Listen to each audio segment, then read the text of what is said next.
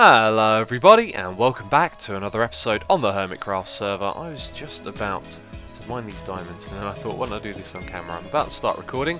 Let's see how many we get. 9. That is brilliant because I got 2 diamond ore earlier and when I broke both of those with my fortune I got 1 for each of them. So that is much better right there. And we are looking good. Anyway, let's pop outside. But before we do that, let's grab something from my ender chest. There is something that I want to show you, and that is this map. I've kind of forgotten about this. It is a map of the Wasteland, and it's been a really long time since we had a look at the progress of this, and I wasn't supposed to do that. That's going to start updating. Let's go outside. And right now on the server it is raining, but here in the Wastelands it doesn't rain, which is pretty damn cool. And when I logged on, when the chunks were loading, I could actually see the rain for a split second, and then it disappeared. Which is, yeah, interesting little thing. Anyway, let's have a look at the map. So, it's going to update now, is it? What's it doing? No, it's already updated fully. Okay, so because I opened it accidentally, it's updated everything. And that kind of spoiled it. Now I want to know, what is that thing over there? That's the gold farm, is it? Yeah, there we go. We're pointing at the gold farm now. Okay, that looks interesting, but you can kind of see the progress that we've made. In fact, actually, I think... yeah, this corner over here has been done, so if we head in that direction you can see it hasn't actually loaded it all yet. So let's make sure we can see where we're going, and then as we head in this direction it's going to start loading. There it goes. Let's throw an ender pearl and get a little bit closer. Oh, fallen into a hole while I'm doing this. And now we should be able to see all of this update. There we go. So does all of that go? Yeah, that's right. Even though there's sandstone here, it goes grey on the map, which is interesting. And so I guess we've got some more area to load down the bottom as well. That's going to take me quite a bit of time to get over there. I think I'll go around, load up the rest of the map, and I'll be back with you in a second. It would appear I've found a part of the Wastelands where it rains, and this must be because it's a river biome. Let's have a look. Yep, river. I wonder if that's the same for all of this, even this bit that we've covered up over here. It probably is. Yeah. And we got a little guy running around. I think he's heading towards the villages. So here it goes, you can see it all changing. We of course have gotten rid of that river over there. And you can now see we really have done a hell of a lot, but there's still a lot left to do in this Wastelands project. And now it is night time. Let's move away from that rain. We've also got a whole load of dirt to remove over here in this area. That's going to be fairly quick to do because I can do it with a shovel, but then all of the land underneath that is going to be flat, so that is a huge area that is going to be converted manually, and I much prefer it when you remove the sand and you've got sandstone underneath, because then as you remove that it kind of turns into the natural formation as it is. Anyway, we should head back. I think what we're going to be doing is going over to the 1.7 area. There's a couple of things over there I want to check out, and I'm still not sure what my overall plan for this episode is. But last episode, of course, we tried to work on the underground base. We made a good start. We dug a big hole, but I kind of found it hard to envision, I guess, or to put my vision into practice down there. As of course I realised there was a few things I wanted to do that I couldn't do in this biome. So I'm going to have to rethink my ideas. I've definitely got some inspiration. You've been posting comments on the videos, and people have been sending me pictures, and I've been going around to the different... and I'm having trouble climbing up the stone here. Yeah, I've been going around on my server looking at different people's plots, and I'm starting to build up some inspiration, and I'm getting together some ideas for what we're going to do there. So I think in the beginning we're going to have to take it slow, which means we should be able to continue our level of progress on this area right here. But as of right now, as I said, we're going to be heading back over to the old hermit town. No, the new one. So, I was just getting prepared to leave. I was putting things in the ender chest that we're going to need, and then I noticed this. We have 2 pork chops right here. Now, there is a story to tell, so before we leave I need to tell that, and I need to go outside and show you what area this was in. So let's throw an ender pearl. We were over here a minute ago, and I completely forgot to tell you about this. So, do you remember Romeo? I've mentioned him a couple of times. The server has been horrendously laggy today. And you can see that there with the ender pearl. But Romeo, he is the pig that we gave a name tag to because he was always roaming around outside, and that's where the name Romeo comes from. And then after we gave him the name tag, he disappeared. Well, when I was clearing out this area, it was somewhere over in this far corner that I found him in a hole. There was a 2 deep hole that he had wandered into, gotten stuck in and couldn't get out of. And so obviously I was really happy to know that he was alive. And I let him out, and he started roaming around as he does. And imagine that there's big piles of sand like this here, and he decided to wander straight up on top of one of them. And as I was clearing the sand, he fell down and he fell inside of the sand itself, and he started taking suffocation damage. So then, of course, I got out my shovel to come to the rescue. I removed the sand block, and then I hit him by accident and killed him. And so as soon as I found him, he disappeared. So Romeo will forever be the pig that we gave a name tag to. He disappeared, we found him, and he died straight away. So I think we need to do something with those pork chops. The reason I put them in my ender chest is so that when I went to the ender farm, I would rename them to, you know, Romeo's remains or something like that, and then maybe we could build a tomb for him. So I'm not sure where I'd do that. Maybe at Schism and Pungence's Pet Cemetery. Perhaps that's something we could do this episode. But anyway, I will see you over at the Hermit 1.7 town. So, I am on my way, and check this out. This is the Nether Hub, and it has been some time since we were last here. A lot of progress has been made. Look at this. It's looking awesome. I do very much like this. This is all Zombie Cleo's work right here. And for those of you that don't know, this is going to be our Nether Hub. We are going to have 2 train stations. There's going to be one in this area, one in the 1.7 area, and they're both going to be linked. So you can get on one train to go down to the other station, and you can get on the same train or the equivalent of it that side to come back up to this one.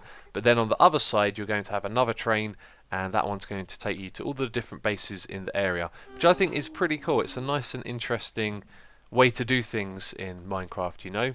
Most Nether hubs that I've seen in various places are usually, you know, circular areas or just a big room full of paths and portals, whereas we've got a train station here on the server, and I think that is absolutely awesome. Anyway, let's continue our travels. Something is definitely wrong with the server today. Apparently, I have just left the game. I don't even know what to say about that. But we are here at the 1.7 town. I was just going to go sleep in a bed before I started to record. There is something outside of the portal. That's so bizarre. Yeah, I had some ice placed in my base, and it melted because whoever placed it decided to put it above glowstone. It was placed right here, and then it went round and it destroyed this piece of carpet. But Schism has been going around and clearing it up, which is very nice of him. Let's go and read this sign over here. Stepping in a big pile of wintry wintry? Where did I get that from? Stepping in a big pile of winter lately, the Hermitcraft construction company has cleaned up all of that ice around that town. That is really good, because that ice was starting to get a bit annoying. As you saw there, I had a bit of a leak in my house that has been cleaned up, which is awesome. The reason I actually came back here, though, was to check out something that Biffa has built. So I think we'll have to swing by the construction company and say thank you as well. But let's go over and around here to look at Biffa's new building, because he is offering up a service that I might need, actually, and that is food. This is my last stack of steak right here, and it does take a bit of time to use my farming method for getting, you know, steak and leather and stuff like that. So if Biffa's got a service for that, then I might be interested in using this instead. So having a look at the front here, he hasn't got any steak on display in the windows, and this looks really cool. Look at this building. It looks lovely. I like the stained glass, but have a look at these windows. That's really cool. Looks like a proper shop in here. Anyway, let's go and find out what he's selling. Free cake taster, excellent, that's brilliant. So it looks like there's only cakes, potatoes, bread again, pumpkin pie and cookies, and you know me, I like to eat my steak. However, cakes are pretty cool. I think they're stackable as well. Oh, it's based on donations, is it?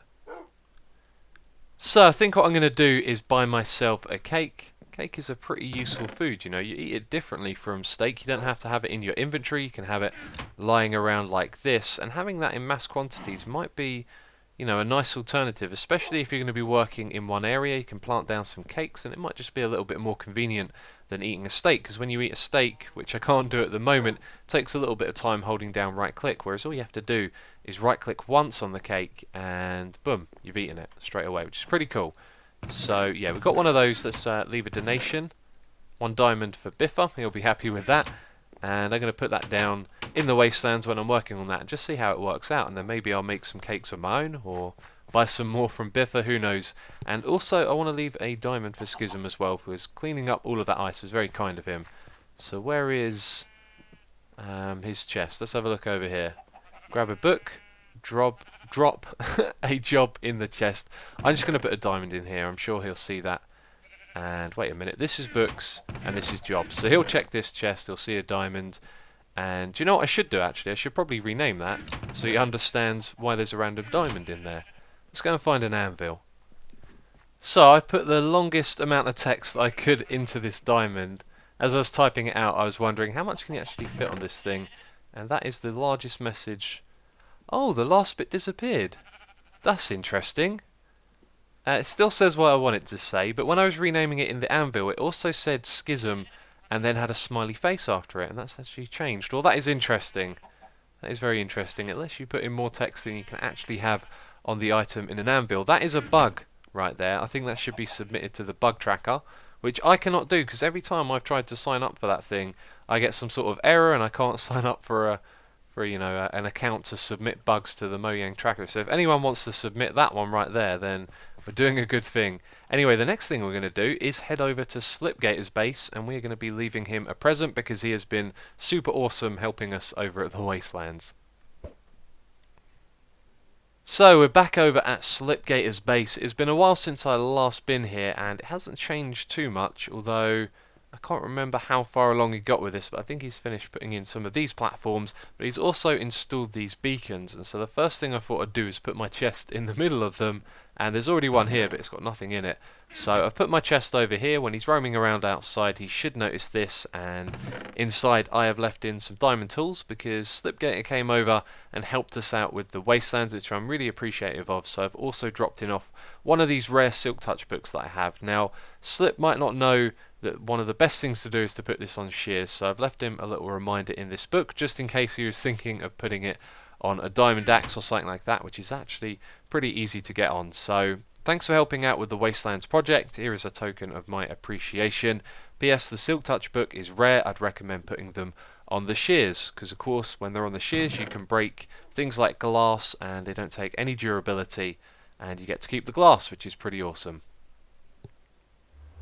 So, I have been busy. I've been playing on my creative server, building a tomb for Romeo. I decided that that's what I want to do, and I thought I'd do it in creative mode first, which was definitely a good idea. I find that building in creative mode is really easy, but just building for the sake of building, I don't really get along with that, and so because there's something I want to do here in survival, it makes building in creative mode that much more easier.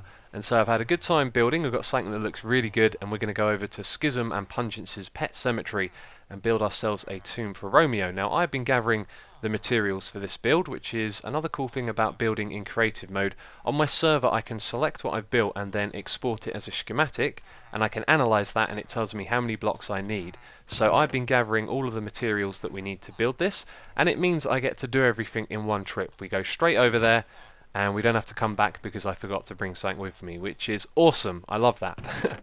And also in this chest we have Romeo's chops. Now, it used to be that pigs would only drop between 0 and 2, whereas they now drop between 1 and 3, so we were always going to get his pork chops, his remains, when I accidentally killed him.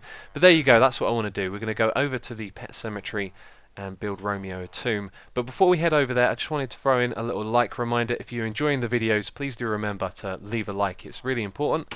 It is motivating and good to see that you guys are enjoying the videos, and we have got some big videos coming up. Next episode we are going to start working on that underground base now that we've dug out the hole, and then the episode after that is the 200th episode of Hermitcraft, which I am really excited for recording. I actually can't wait to start work on this project that I've been not talking about. I've been keeping it a little bit of a secret. You guys are really going to enjoy it, but for now we're going to head over to the pet cemetery.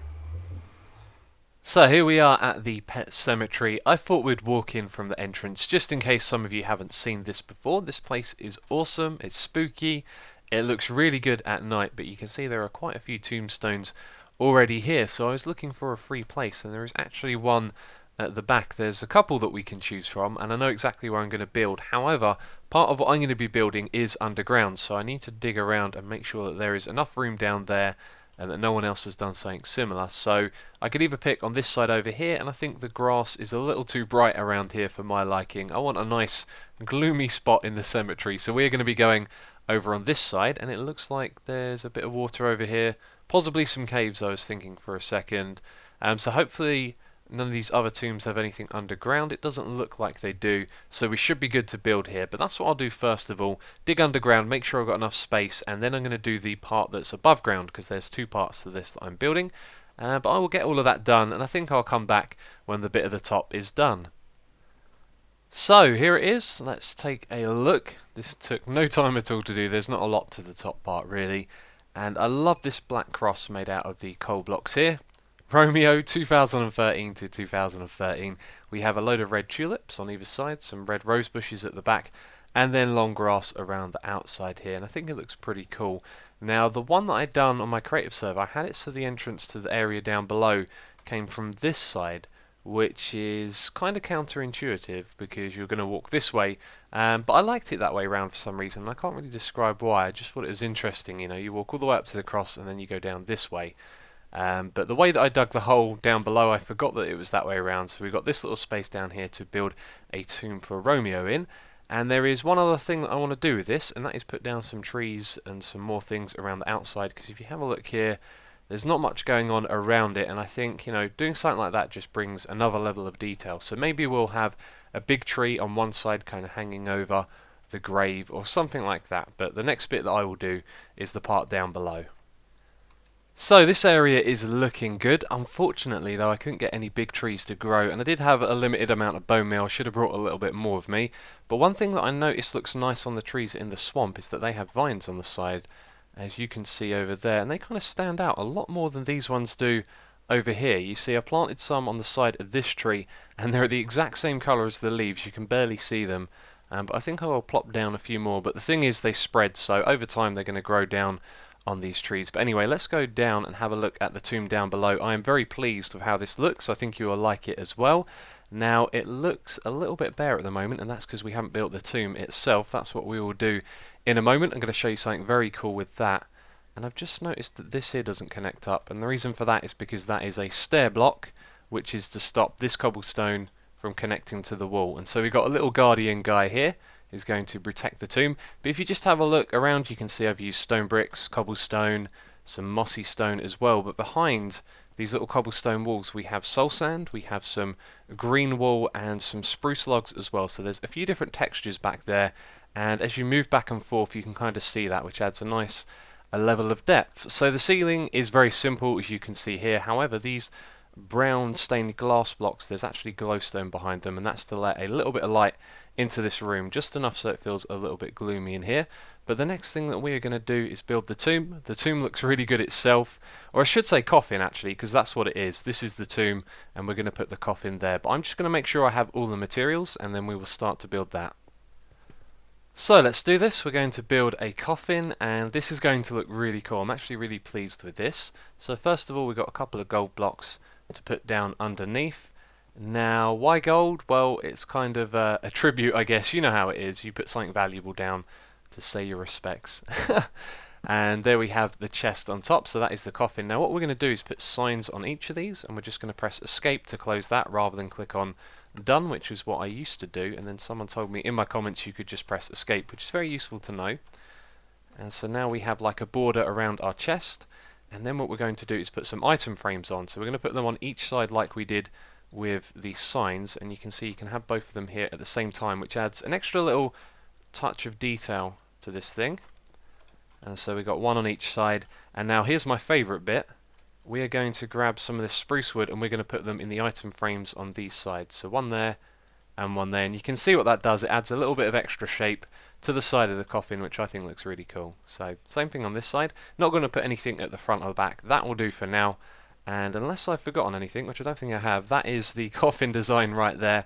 Let's put Romeo's chops inside. And there is actually one more detail that I wanted to put in this room. I've just remembered some cobwebs. Now, I could have swore I've gone round at some point with some shears and collected some cobwebs, but apparently I haven't. So there is one more thing for me to do to put the final touch on this, and that is gather some cobwebs so we can have a few of those in here. So I am in a mine shaft under Red Eyes' base, which is right next to the pet cemetery. Red Eyes has an X-ray machine up the top, so I had a look and I spotted this mine shaft down the bottom here. and it looks like he's tried to light up all the caves in the area as well, which is cool because on my way down here I actually found a couple of caves that weren't lit and lit them up, so hopefully that helps. But what I couldn't remember is if this worked with Silk Touch or not, so I came down here with my shears and no, it doesn't. Of course you need Silk Touch for that. It's been quite some time since I did this, so I thought I would mention it in case any of you were wondering. Now I've got a feeling this breaks the durability, and please don't tell me they were the only cobwebs down here, that would be typical. Yeah, I don't see any others. Oh, there's one. Okay, so let's find out.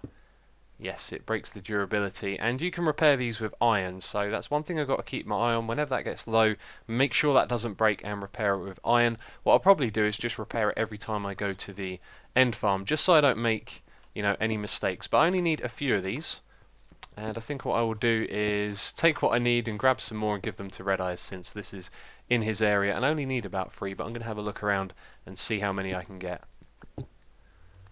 So I've got the 3 cobwebs that I want, and I thought I'd show you Red Eyes' base quickly. We're not going to go around all of it, but I thought I'd show you this main sort of storage area that he has.